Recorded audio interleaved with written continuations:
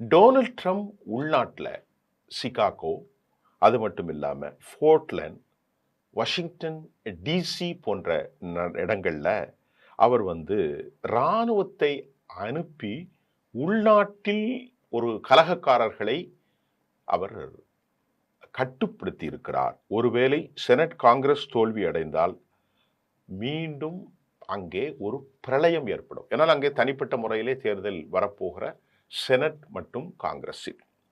America தற்போது ஒரு மக்கள் என்ன சொல்கிறார்கள், இராணுவத்தினர் ஆயுதப்படைகள் அமெரிக்க வீதிகளில் தாராளமாக செல்கிறார்கள்.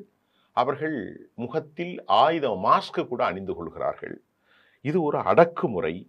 இந்த முகமூடி ஏன், இந்த மாஸ்க் ஏன், யாரை வேண்டாலும் அவங்க கைது செய்கிறாங்க என்ற குரல் அமெரிக்க சிவில் சொசைட்டியில் வலிமையாக எழுந்ததுதான் இந்த போராட்டத்திற்கு காரணமாக அமைந்திருக்கிறது. நாட்டினுடைய குற்றச்செயல் டொனால்ட் ட்ரம்ப் வலிமைப்படுத்துகிறார். குற்றத்தை அடக்குவோம், நான் கிரிமினல்களை பிடிக்கின்றேன், இது அவர் வைக்கக்கூடியது. நாட்டில் மோசடி, அதிகாரத்திலிருந்து மெல்ல மெல்ல அதிகார துஷ்பிரயோகத்தை அவர் மேற்கொள்கிறார் என்பதும் அன்றைக்கு நடந்த அந்த கூட்டத்தினுடைய ஒரு செய்தியாக இருக்கிறது.